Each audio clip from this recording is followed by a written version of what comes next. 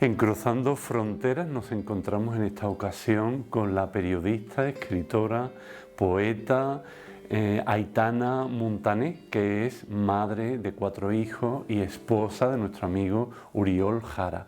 Con ella vamos a hablar de la figura de la Virgen María en los Evangelios y en los Hechos de los Apóstoles. Además lo hacemos desde la casa de Aitana, que es un auténtico hogar de Nazaret, una casa abierta a todos. Pues contamos ya con nosotros aquí en Cruzando Fronteras al inicio de este mes de mayo con Aitana Muntané, a la que le damos una bienvenida muy cordial. Hola Aitana, ¿qué tal estás? Hola, ¿qué tal? Muy bien, muchas gracias. Gracias por invitarme. Pues nada, la verdad que un placer, además para hablar de un tema tan bonito como es el de María, nuestra madre, discípula de corazón y también maestra de todos nosotros en el seguimiento de Jesús. Pero antes de hablar de María, vamos a hablar un poquito de ti, Aitana. Bueno, tú naciste en Santa Perpetua de Mogoda, en el Vallés, que es un pueblecito de ahí de Barcelona, ¿no?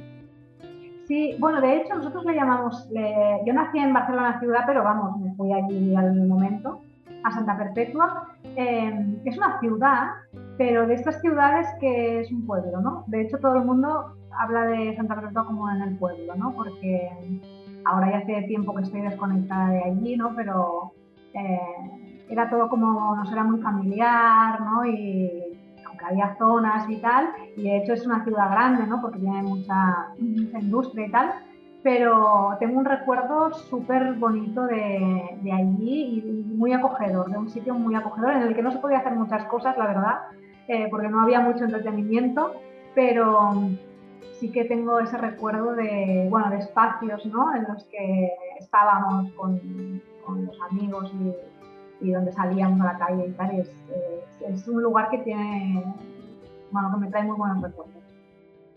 Y allí tus padres quisieron que fueras a un colegio religioso, ¿no?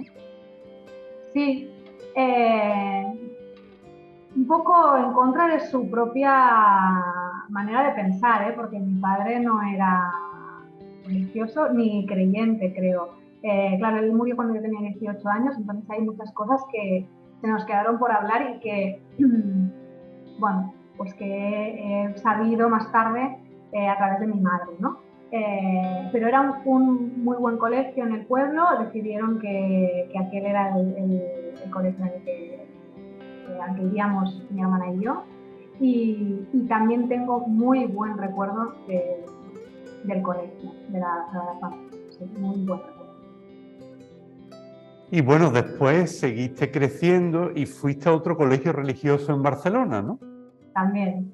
Allí por un vínculo a través de un tío, en realidad, bueno, allí fue un poco una carambola llegar a aquel colegio, ¿no? Pero sí, allí hice cuarto de ESO y bachillerato, trabajaba allí un tío mío en la Escuela Pia de Sant Antoni y, es verdad que el colegio al que yo le tengo cariño es la Sagrada Familia de Santa Perpetua porque para mí, bueno, es que bueno, aprendí tantísimas cosas.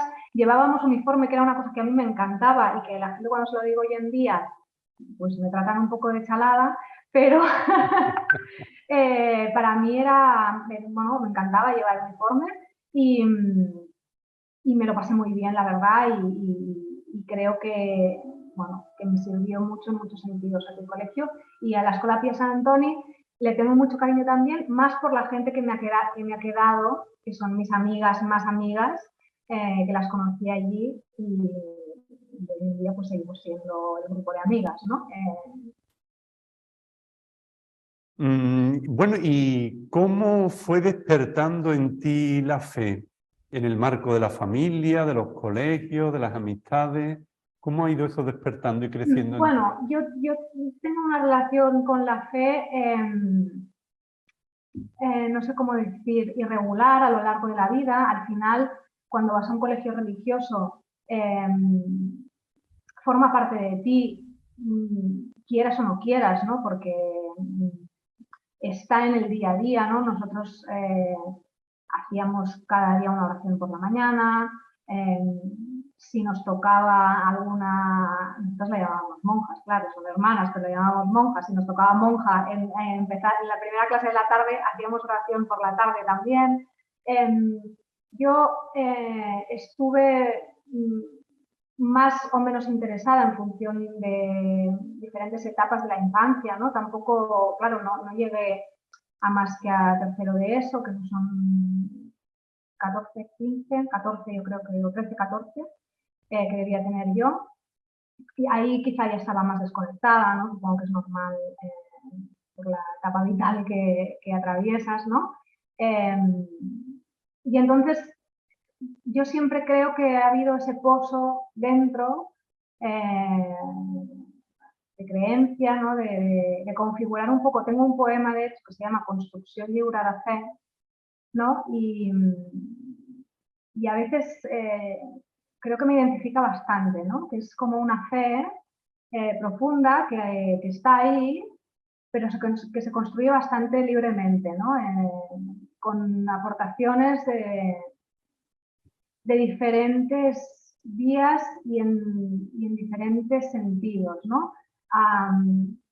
Hay algo que yo recuerdo, ahora diré una cosa que igual no es muy políticamente correcta, pero yo recuerdo emocionarme mucho en algunas misas cuando era bastante pequeña. Ya había una conexión emocional bastante fuerte dentro de mí. Y hoy en día es verdad que, claro, la vida, bueno, pues le lleva a cada uno sus caminos, ¿no? Yo acompaño mucho a Uriol a misa y Uriol, mi marido, que ha estado en otras ocasiones aquí contigo. Y sí que es verdad que muchas veces le digo, ostras, es que a mí no me emociona como a mí me había emocionado, ¿no? Yo creo que también crece el espíritu crítico en uno, ¿no? Dentro, ¿no? Crece la capacidad de racionalizar las cosas, ¿no? En eso, justamente ayer teníamos una discusión muy interesante porque él, su aproximación a la fe es muy racional. Y a veces, no diré menosprecia porque no es así, pero como que intenta ayudar a que otras personas tengan esta aproximación racional a la fe, porque para él es la manera, ¿no? Y cree que es difícil llegar de otra manera. Y yo le decía que la aproximación emocional también es importante, quizá hay personas que no necesitan la vía racional, sino que no diré que les basta, porque para mí es muy importante la vía emocional, ¿no? Pero que tienen mucha fuerza en esa vía emocional, ¿no? Para relacionarse en general con todas las cosas de la vida, ¿no? Yo soy una persona que me mueve mucho el amor, me mueve mucho la bondad. Entonces, cualquier lógica, ley, norma que no me encaje con el amor, con la bondad, o que para mí eso está por encima de todo, ¿no? Entonces, no es algo racional, ¿no? Yo le decía, ostras, yo tengo dentro la bondad y no lo hago de una manera racional, es simplemente porque me nace así, porque igual ha crecido dentro de mí así y no tengo otra manera de relacionarme ni conmigo misma, ni con los demás, ni con la sociedad, ni con las cosas, ¿no? Digo un poco por las ramas, pero ahí vamos. Si me lo permites, Aitana, tengo aquí el libro 10 razones para creer en Dios de Uriol Jara, de tu marido, al que aludías ahora. Y al hilo de lo que estabas diciendo del amor, él, que te cita varias veces en el libro, dice: mi esposa Aitana siempre dice que la respuesta a cualquier conflicto siempre es el amor, y tiene toda la razón del mundo. El amor es incluso hoy en día absolutamente revolucionario y sorprendente. Yo creo que él me ve con demasiado buenos ojos, también se lo digo siempre. Sí que es verdad que yo esto lo creo firmemente, que la respuesta a cualquier cosa, a cualquier problema, sobre todo a cualquier conflicto, es el amor. Lo que pasa es que una cosa es creerlo y otra cosa es ser capaz de aplicarlo. Y esto con el tiempo sí que he intentado entrenarlo, ¿no? Porque al final todos tenemos estómago, ¿no? Todos tenemos ira, todos tenemos ganas de, yo creo que no sé si es algo natural o no, ¿no? De supervivencia, no sé. Tenemos ese pronto, ¿no? Esa manera maleducada y ciertamente poco amorosa de a veces lidiar con tonterías de la vida diaria, ¿no?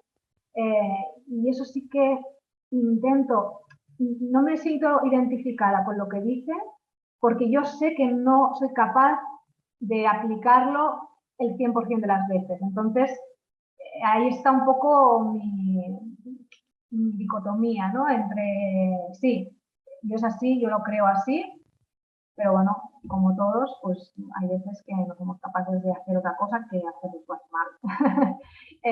Pero sí que es verdad que ostras, cuando lo piensas y cuando realmente tienes la capacidad de aplicar ese amor en situaciones de lo más cotidiano que te puedas imaginar, eh, eh, todo va mejor. Todo va mejor, todos aprendemos más. Eh, por supuesto, los hijos. Eso es, bueno, es que la evidencia es tan grande y a veces nos cuesta tanto de ver que sorprende, ¿no? Pero es igual, cualquier persona que te encuentres por la calle que me entristece a veces ver las ganas de pelea que tenemos en general por cualquier cosa. O sea, porque se te han colado en la cola de la panadería, porque, bueno, por este tipo de gestiones del día a día, ¿no? Tenemos como ganas siempre de echarle la bronca a alguien, ¿no? O a veces a mí me pasa que me echan una bronca y pienso, oye, esta persona tenía muchas ganas de echar una bronca y me ha tocado a mí, ¿no? Porque he aparcado no sé dónde o he dejado el coche tal y, ¿no? Típicas cosas de tráfico, que esto siempre despierta lo peor de cada uno.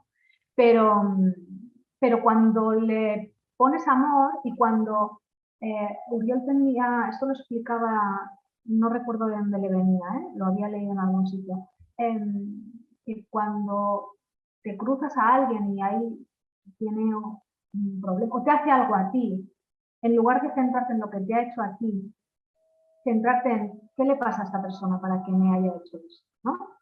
Eh, cambia mucho la perspectiva y no siempre y no inmediatamente, pero te da un poquito más de paz, ¿no? A mí me pasa con personas a las que quiero y a veces me molesto, hace mucho tiempo que no me pregunta cómo estoy, mira, yo he tenido este problema y no me ha preguntado cómo estoy. Y entonces pienso, bueno, es que yo le he preguntado cómo está, quizá tiene un problema y yo no sé que tiene ese problema porque no le he preguntado cómo está, ¿no? Y aunque a veces pues la rabia y el egoísmo, ¿no? Te está ahí, pues haces el esfuerzo de decir, venga, va, voy a preguntarlo, ¿no? Y te das cuenta hoy en día también en que las comunicaciones no son cara a cara, cosa que perjudica bastante la calidad de la comunicación, te das cuenta que todas las cosas que tú construyes alrededor de una relación, de una amistad, de lo que sea, en tu cabeza desaparecen cuando está la otra persona allí, ¿no? Porque el amor, digamos, que os tenéis está por encima de las pequeñeces, ¿no? De, pues, es que te pregunté no sé qué, no me has contestado, o tal, o hace muchos días que no me hablas, o tal. Es como ya, bueno, las relaciones verdaderas, las que valen la pena, son las que superan fácilmente estas pequeñas dificultades. Aitana, tengo aquí muchos aspectos de tu currículum, además de otros que me ha contado Uriol. Y bueno, tú eres periodista, eres escritora, has publicado 15 cuentos, 2 poemarios, haces talleres de escritura creativa, cursos de periodismo y comunicación y también eres asesora en comunicación. Bueno, y sobre todo yo creo que tú eres esposa y madre de 4 hijos también. Entonces, ¿cómo se combina esta vocación de comunicadora y también la de madre, la de esposa, bueno, una vida tan completa? De momento no tengo una respuesta porque yo no lo he combinado mucho, porque ahora estoy muy centrada en mi faceta de madre. Eh, los dos pequeñitos tienen 3 y 1 año y he tenido el privilegio de poder estar con ellos muy centrada en sus necesidades desde que nació la niña, la única que tenemos, que es Olivia. Y la verdad es que he dejado un poco al margen toda la parte profesional. Sí que es verdad que toda la faceta literaria me permite una mejor gestión bueno, me permite una mejor conciliación, para ser más precisa. Porque, claro, es un trabajo en el que tú te organizas como te va bien, ¿no? Incluso la parte de consultoría también, ¿no? Yo empecé con la consultoría en 2018, hasta entonces hacía muchos tipos de trabajo vinculados al periodismo y la comunicación en una empresa y en 2018 eh, pues empecé a hacer la consultoría y toda la parte más literaria por mi cuenta. Eso fue también importante tanto a nivel profesional para entender la profesión de otra manera y entender también la relación con el mundo laboral, eh, con la economía de otra manera y para poder desarrollarme como madre, que era una cosa que yo quería. Yo me quedé embarazada, de hecho, cuando dejé de trabajar en una empresa y no fue casualidad, porque ya hacía tiempo que buscábamos un embarazo y no llegaba y el estrés era una parte muy importante de ese problema. Entonces ahí me quedé embarazada, claro, yo ya empecé a montarme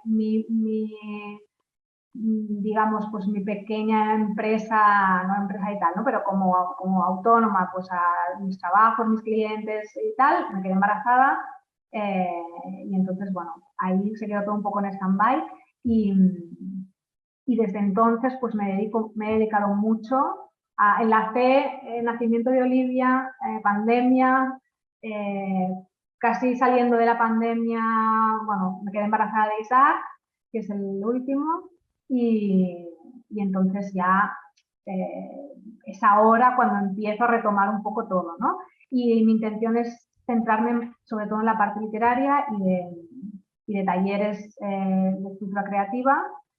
No reniego de la consultoría ni del periodismo, claro que no, pero no es un foco para mí ahora, porque, bueno, en este tiempo, digamos que ha cambiado un poco mi perspectiva sobre la sociedad, sobre la profesión, sobre el mundo en general y me encaja muchísimo más toda esta parte literaria y al final de aportar de una manera distinta y sobre todo que no me obligue a escoger entre mi familia, digamos, y mi profesión, que es uno de los problemas que yo creo que hoy en día son de los más urgentes para solucionar. Pues Aitana, si te parece, vamos a ir ya entrando en nuestro tema sobre María y vamos a seguir profundizando en algunas de estas cosas que decía ahora. Vamos a ir viendo, vamos a hacer un repaso a través del Evangelio de la figura de María en él y también en los Hechos de los Apóstoles. Yo creo que lo primero que podemos apreciar en María es que ella nos enseña cómo escuchar a Dios. Y eso lo vemos muy bien, por ejemplo, en la escena de la Anunciación. Sí, yo creo que eso es importante, para empezar, yo no es que sea nadie para hablar de esto como si supiera más que otra persona, en absoluto, todo lo contrario. Pero sí que me apela muchísimo el tema de la escucha, el ser capaz de escuchar.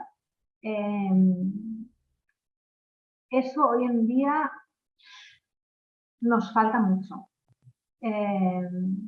No tenemos esa capacidad de dejar entrar prácticamente ni a personas que tenemos muy cerca, ¿no? Igual a una pareja, a un padre o una madre, ¿no? No dejamos que nos influya lo que dicen los demás, ¿no? Y si dejamos que nos influya es de una manera muy negativa, ¿no? La persona que viene a hablarnos de una manera bondadosa o de una manera a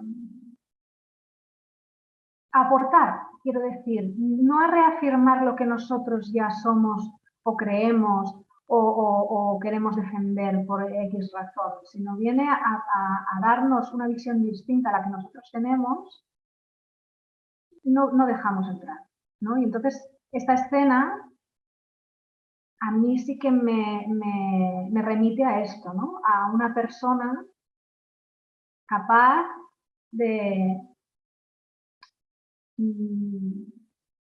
permeable, ¿no? Una persona que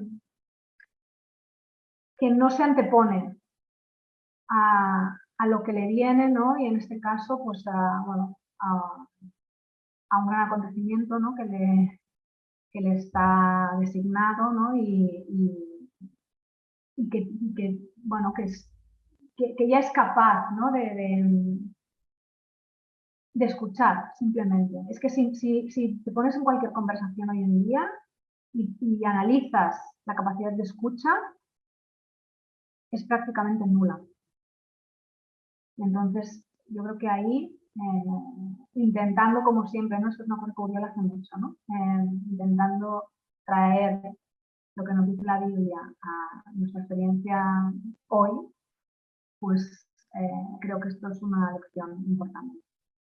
Después también en el Evangelio de Lucas, en el capítulo 2, aparece María como alguien que conserva todas las cosas que le vienen del Señor en el corazón, que María pasa esa experiencia por su corazón.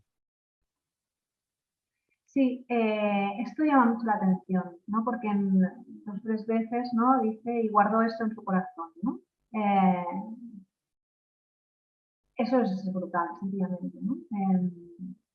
Yo creo que como personas, y específicamente como madres, también es que de nuevo es esta capacidad, ¿no? Yo veo mucho las limitaciones que tenemos hoy en día, ¿no? Por cómo la sociedad nos ha llevado a ser de una manera determinada. Nos cuesta guardar las cosas en el corazón. Guardamos fácilmente rencores, ¿no? Guardamos fácilmente pues la rabia, ¿no? O las cosas más malas. Y aún así tampoco las guardamos, ¿no? Porque son cosas que nos gusta compartir también, ¿no? Con otro círculo. Y esta discreción, digamos, ¿no?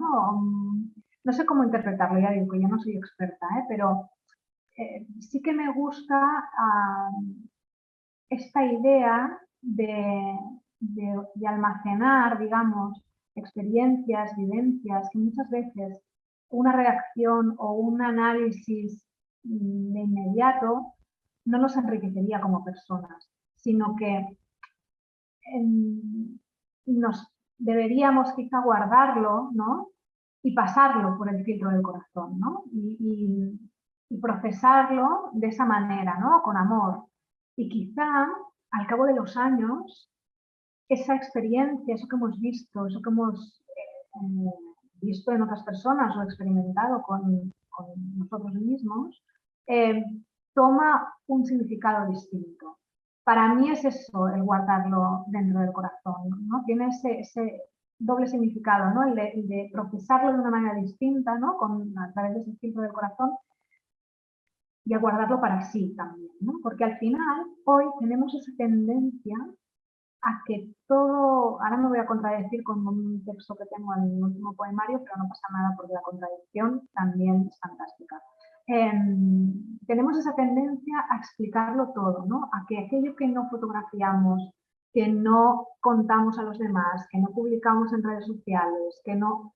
es igual, le contamos por WhatsApp a quien sea, todo aquello que no ha pasado por aquí no existe. Y no, porque hay muchísimas cosas, muchísimas palabras, gestos, experiencias, sentimientos, sensaciones que van al corazón, queramos o no queramos. Entonces, eso hay que entenderlo también, ¿no? Y entender que a veces no tendremos la muestra, digamos, de una vivencia, de una experiencia y tal, pero la tendremos dentro. Esto es muy importante, por ejemplo, con el nacimiento de una criatura. Para la criatura y para la madre. Es impresionante la huella que deja el nacimiento. Y es algo que no puedes guardar de ninguna otra manera, pero lo llevas para siempre en el corazón, lo llevas en la piel y se manifiesta indudablemente, y lo he vivido 2 veces. Y es, bueno, es que es un fenómeno tan inexplicable que por eso también a mí me ha cambiado el hecho de ser madre la percepción sobre otras cosas, ¿no? Pasa mucho, ¿no? Que siempre pasa, ¿no? Con los 2 mayores no me pasó tanto porque al no darlos a luz yo, que los conocí más mayores, pues no tuve la suerte de poderlos ver en los primeros años, ¿no? Pero con los 2 pequeños pasa mucho, ¿no? Que con el primer hijo tienes muchas fotos, y todo el rato pues fotos, vídeos, de todo, cada cosa que hace, ¿no? Mi madre me lo decía el otro día, de mis sobrinas, ¿no? Y la segunda, mi otra sobrina, pues casi no hay fotos, no encontramos, ¿no? Buscaba una foto y tal y no encontraba, ¿no? Y a mí me está pasando también con mi segundo, ¿no? Que a veces está haciendo cosas que pienso, ¡ay! Es que esto tendría que grabarlo, tendría que hacerle una foto ahora mismo porque no me voy a acordar. Y entonces pienso, es igual, porque estará dentro de mí y estará dentro de él. Y es un acto de fe en realidad, ¿no? Pensar que aquello se queda. Pero bueno, al haberlo comprobado, ¿no? Haberlo podido ver con mis propios ojos, tanto en él como en Olivia, en cosas pequeñitas, ¿no?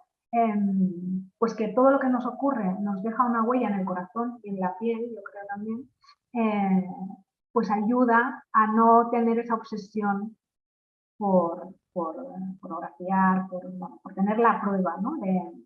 De cosas que pasan y que realmente se guardan en el corazón. Y María también nos enseña cómo ser pobre, tener un corazón de pobre. Y lo vemos a través del Evangelio de San Lucas, el nacimiento de Jesús en un lugar pobre, en Belén.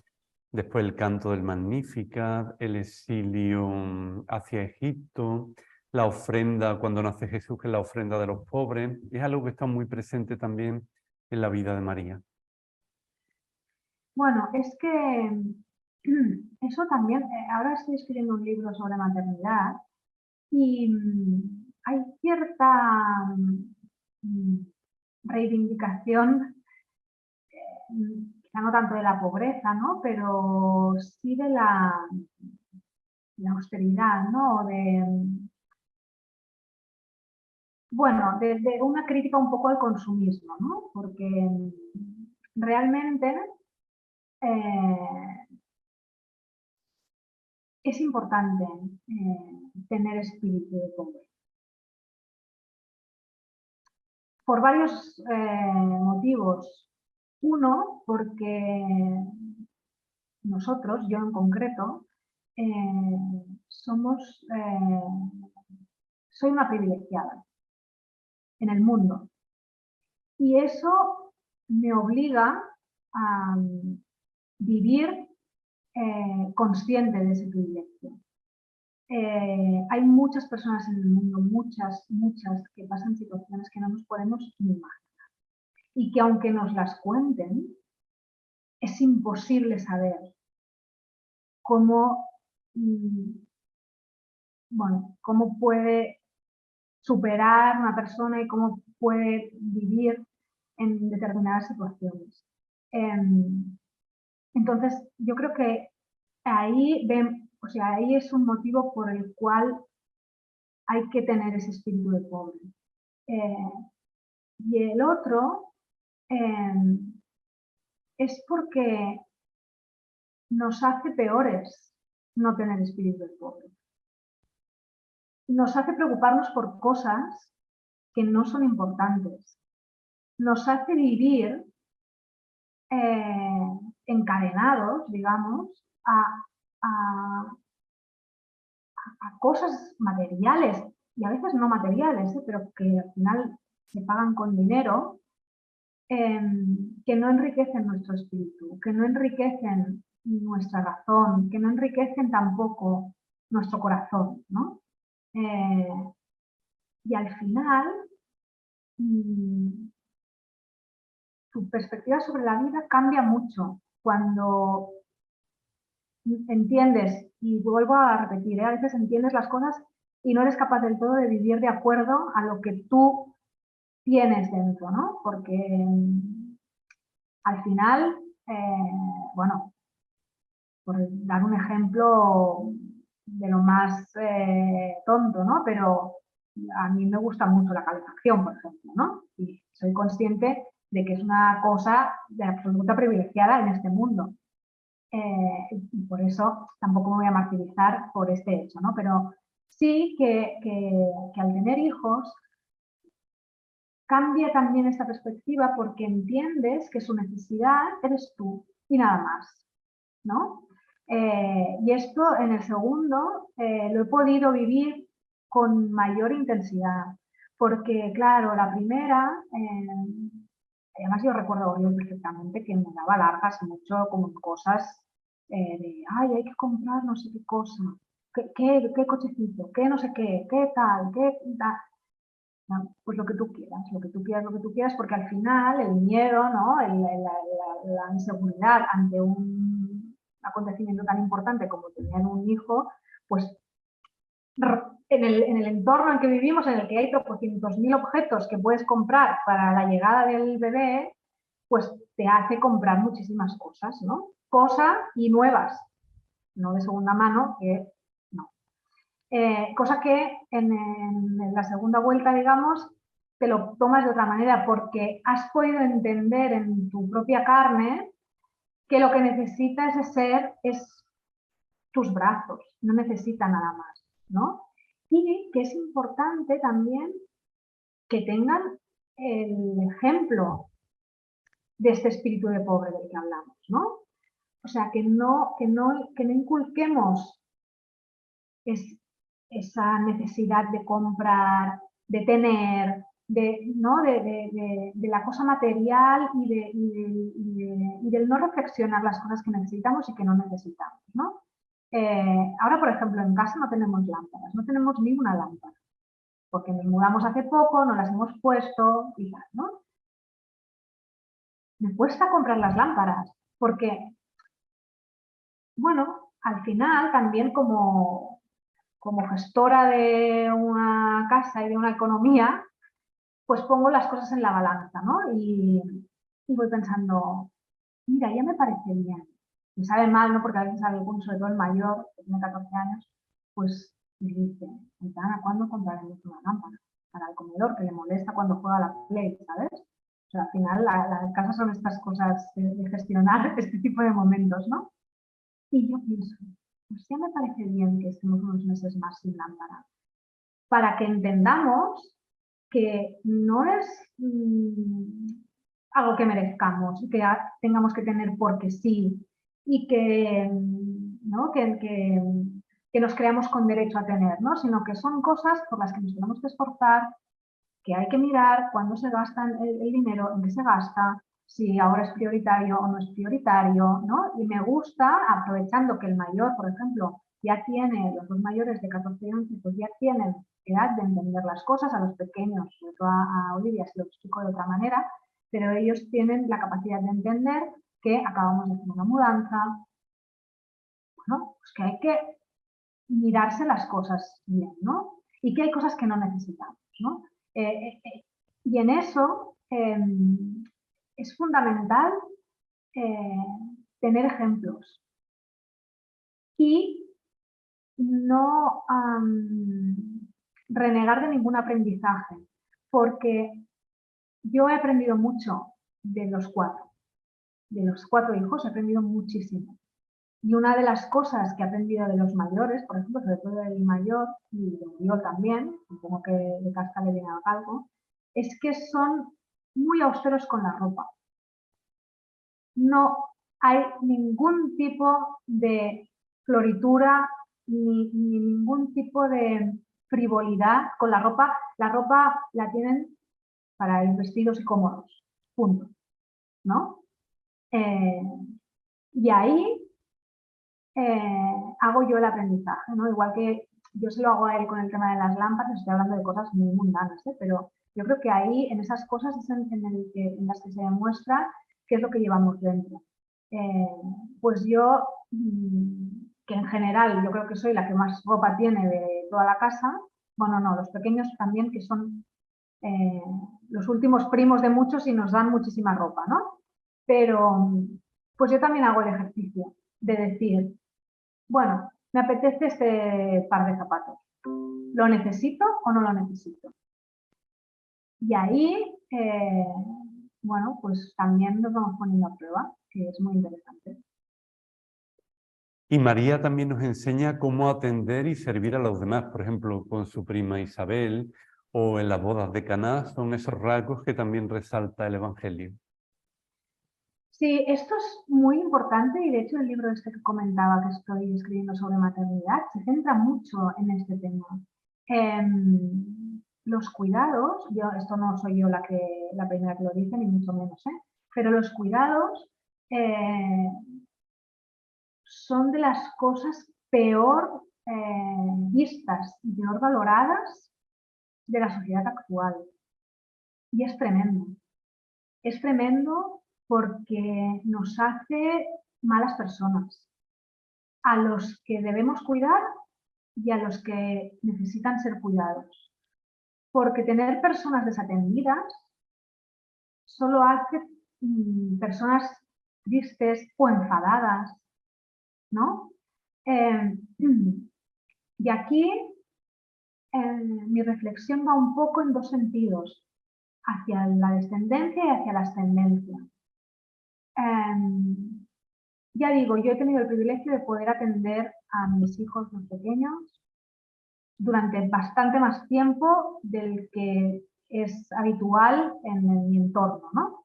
Yo he estado con Olivia prácticamente, bueno, es que estoy con ellos. O sea, no hay ningún momento en el que me necesiten prácticamente y yo no esté, salvo alguna excepción muy contada, que además también les va bien como aprendizaje, ¿no? Como, bueno, hay momentos en los que la madre no está y no pasa nada, ¿no? Y estoy con mi padre o estoy con mi abuela o estoy con quien corresponda, ¿no?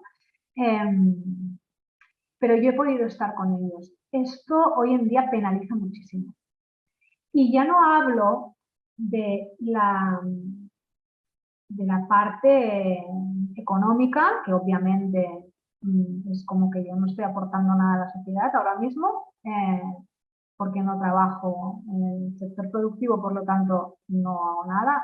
Por aparte que, claro, la profesión de escritora tampoco es que sea de las mejores para todo este tema de la aportación social, pero bueno, social económica me refiero. Entonces, yo no estoy haciendo nada y además, aparte de que pues, no cotizas, no tienes sueldo, todo esto, está mal visto. está mal visto porque o bien estoy renunciando a mi carrera, que debería ser lo más importante del mundo para mí, cosa que a lo mejor no es así, o no es así ahora, en este momento,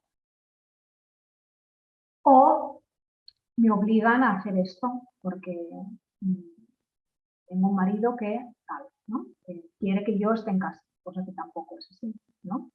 No se contempla ni la posibilidad de que una mujer quiera hacer esto de manera voluntaria, si puede, porque hay muchísimas que quizá lo harían y no pueden, ni se contempla la posibilidad de que esto no le impida tener una carrera o una profesión o una vida profesional que ella desee o que le permita pues, ser independiente económicamente o lo que sea.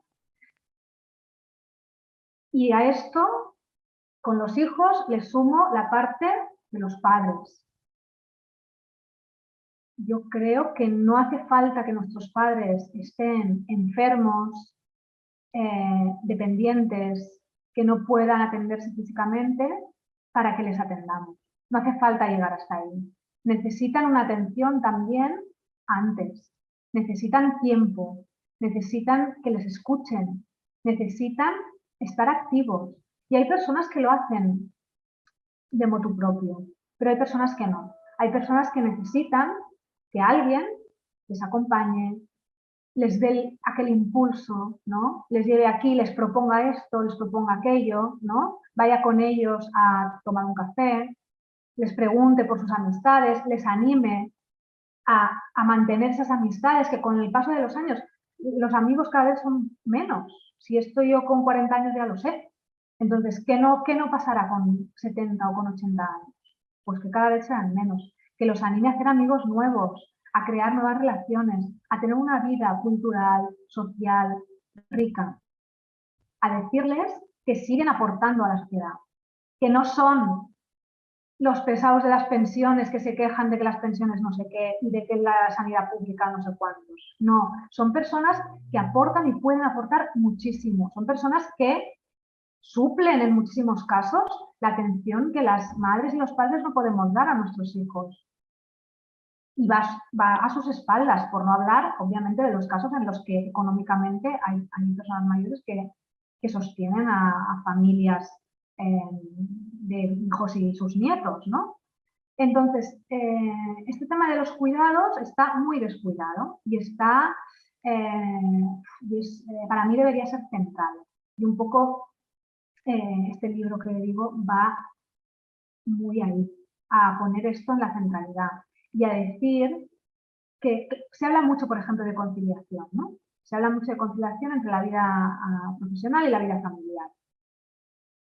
¿En qué términos se habla de conciliación? Se habla de conciliación desde un punto de vista en que los cuidados son una lacra, son un peso, que a ver quién lo quiere hacer.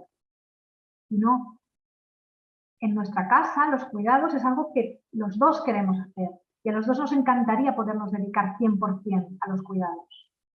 No puede ser porque la sociedad no funciona así, ¿no? Bueno, pues vamos a ver cómo nos organizamos. En este momento estamos en una etapa en que los niños pequeños me necesitan mucho a mí, pero esto pasará. Y quizá en un par de años podemos cambiar y que él se dedique más a los cuidados y yo me dedique más al trabajo productivo. Porque o sea, nosotros no lo veríamos como una penalización, pero yo creo que socialmente sí se ve como una penalización para el que se queda a cargo de los cuidados. Y eso creo que es un error. Y es un error que viene dado porque como hoy en día todo se mide en función del dinero que genera y los cuidados no generan dinero, pues no vale para nada. Y ahí está, ¿no? Entonces ahí va un poco esa reivindicación al hilo de lo que comentabas sobre el cuidado. Pues ahora en este momento del programa viene la pregunta sorpresa y nos vamos a ir hasta Llinars del Vallès porque allí se representa la conocida Pasión de Llinars. Y te va a hacer una pregunta, en concreto Reyes Barragán, que es la directora de la Pasión, y además ella interpreta a la Virgen María. Hola Aitana, soy Reyes Barragán. Me ves vestida así porque en estos momentos estamos justo en medio del ensayo general de Veniu a mí, la Passió de Llinars del Vallès, en la cual hago de María. El padre Fernando me ha pedido que te haga una pregunta y yo me he preparado la siguiente pregunta. La actitud vital de María, que vemos reflejada en los evangelios, como mujer judía de la Palestina del siglo I, ¿qué crees que aporta o que puede enseñar a la mujer del siglo XXI, sea creyente o no creyente? No sé si he formulado muy bien la pregunta, pero esta es mi pregunta. María, ¿qué nos da a las mujeres de hoy? ¿Qué nos enseña? Hola Reyes, pues muchísimas gracias por tu pregunta. Me parece la verdad una pregunta muy interesante, un poco difícil, y voy a intentar responderla. Yo creo que aporta dos cosas. Una es la que hemos comentado del tema de los cuidados, y también esa cuestión que hemos comentado de guardar las cosas en el corazón. Y después creo que hay algo mucho más que quizá puede apelar mucho más a personas creyentes como no creyentes, que es, ¿cómo decirlo?, la capacidad para afrontar una situación revolucionaria, ¿no? Una situación de cambio, un ir en contra de lo que está establecido. Hoy en día creo que las mujeres tenemos la responsabilidad de cambiar muchas cosas y de cambiarlas sin pasar por el enfado, ¿no? A mí, por mi manera de ser, me cuesta enfadarme. Me cuesta resolver las cosas mediante el enfado, mediante la confrontación. Y yo creo que ahí es donde veo que María puede ser un ejemplo, que es el saber vivir y acompañar una revolución, ¿no? Un resistir al statu quo, ¿no? Un que ella misma, ¿no? Al tener un hijo de la manera en la que lo tuvo, eso debía ser muy impactante para la sociedad tal como estaba establecida, que determinaba muy exactamente cómo se debían de hacer las cosas, ¿no? Si hoy en día, pues cualquier situación, ¿no? Pues una madre soltera, una madre es igual, yo misma, ¿no? Al tener pues hijastros e hijos, ¿no? Todavía nos cuesta entender según qué situaciones, pues en aquella época aún más, ¿no? Cuando además había mucha gente que no ni entendía lo que pasaba, ni quería creer en nada de lo que le contaban, ¿no? Y ahí esa actitud fuerte, yo creo, resistente, ¿no? Y a la vez amorosa, me parece un gran ejemplo, la verdad.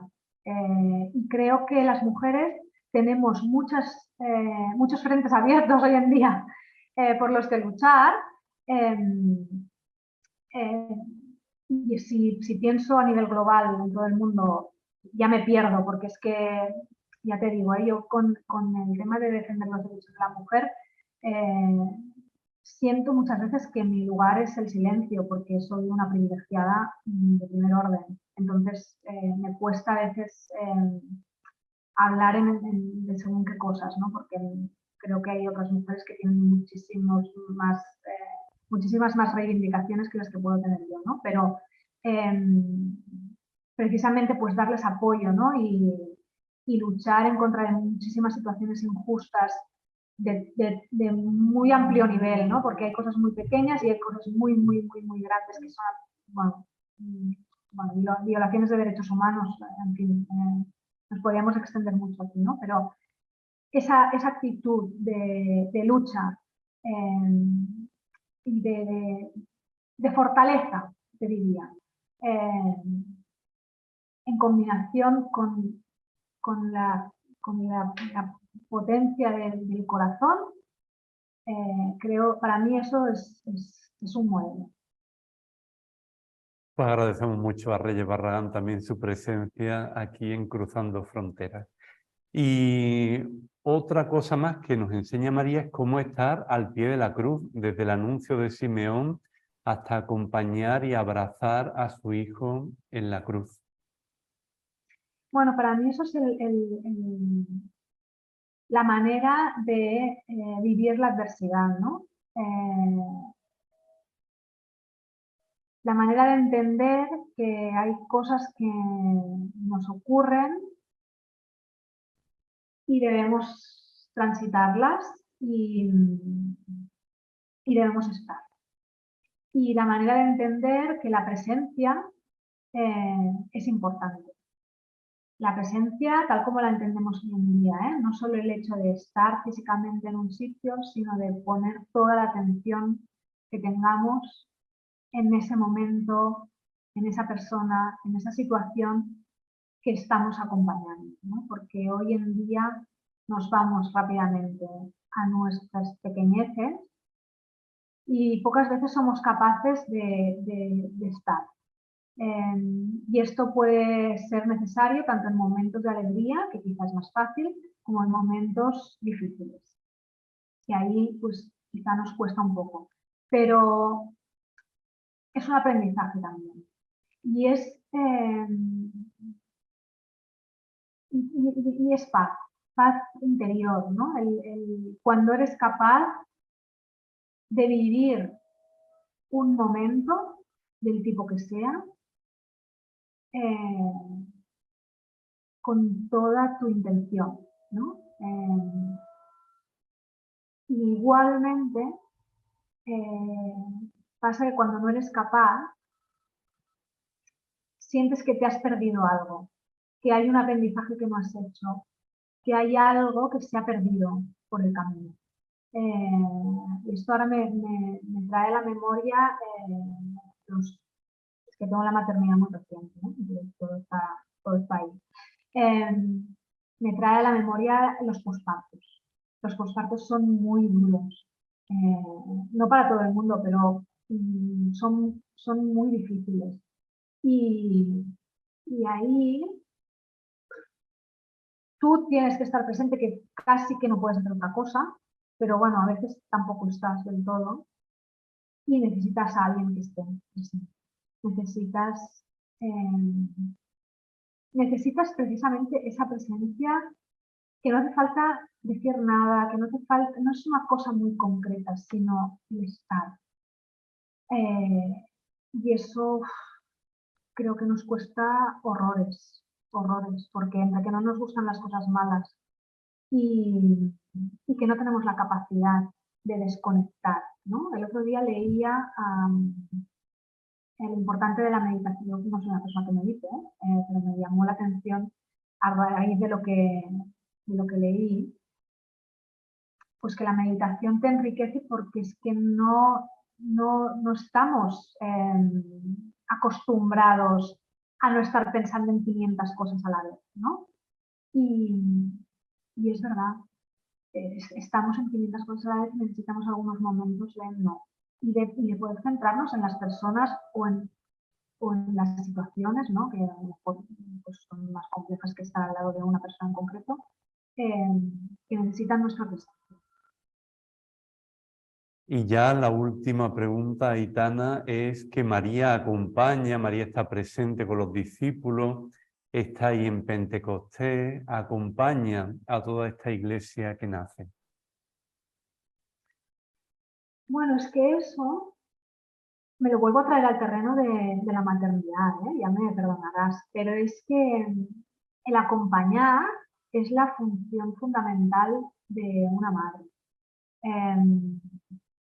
el acompañar interviniendo lo menos posible, ¿no? Y eso está muy bien para los niños muy pequeños.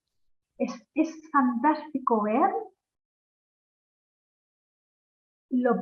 porque estamos muy acostumbrados, y no lo negaré, a decir que los niños pequeños son muy demandantes, y lo son, pero también son tremendamente autónomos si les acompañamos. Entonces,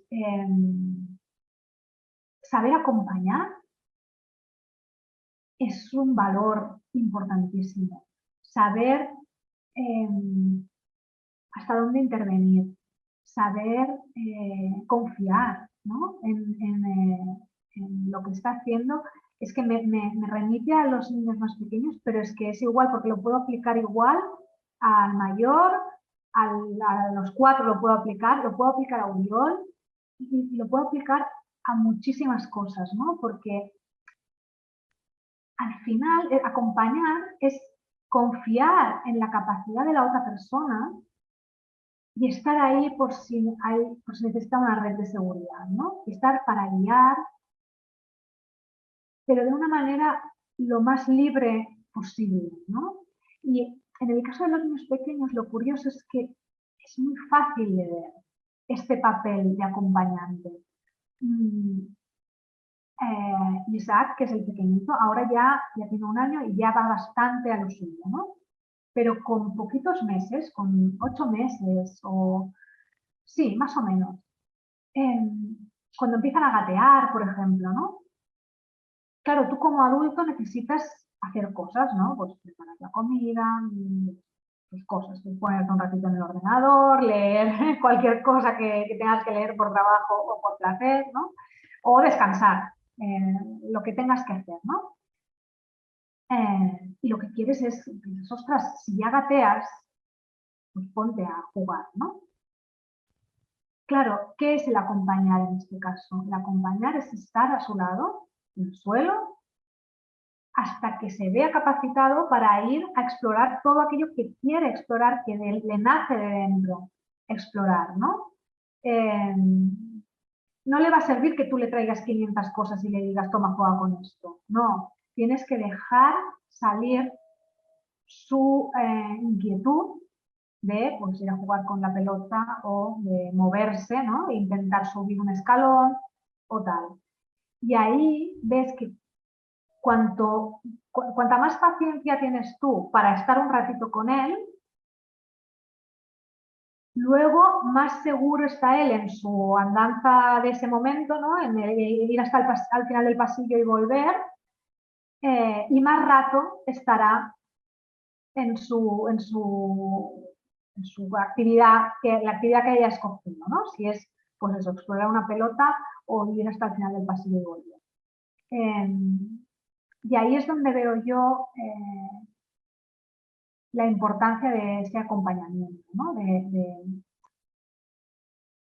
De estar sin intervenir demasiado, pero saber que el otro también puede confiar en ti, ¿no? Porque al final esa confianza es la que le da fuerza, ¿no? En el caso de los bebés está muy claro, pero yo creo que en el caso de los adultos nos pasa también con el trabajo. A Uriol y a mí nos pasa mucho el acompañamiento del otro a nuestro trabajo nos da seguridad y nos da fortaleza para seguir adelante. Y nos pasa mutuamente. A veces pensamos que, pues, por ejemplo, Uriol es una persona muy segura de sí misma. Tú le ves y no dirías que tiene dudas de nada de lo que hace durante todo el día. Pero yo he podido comprobar que mi confianza le fortalece. Y no dirías que lo necesita, pero sí le fortalece, igual que a mí me fortalece su confianza, ¿no? Y ese acompañamiento en cualquier actividad que nos propongamos, de las personas que nos quieren, de las personas que creen en nosotros, también es una cosa que hemos trabajado mucho últimamente, que no sé, bueno, trabajado no, yo creo que eso lo trabajamos toda la vida, ¿no? Porque al final nos vamos construyendo a cada día que pasa, pero que hemos podido ver, ¿no? Y digamos como analizar un poco o poner palabras últimamente entre nosotros dos. Pues Aitana, muchísimas gracias por todo lo que nos has compartido. Además, yo creo que ha sido una conversación muy original de esta María en el Evangelio y también desde tu propia maternidad, que resuenan cosas pues distintas a como las escuchamos otras veces. Así que muchas gracias por esta frescura y también por compartir desde tu propia vivencia como mujer, como madre y como esposa también. Así que hasta siempre, Aitana. Muchísimas gracias. Y si te ha gustado este programa, te invitamos a que te suscribas a nuestro canal, que le des like y que actives la campanita.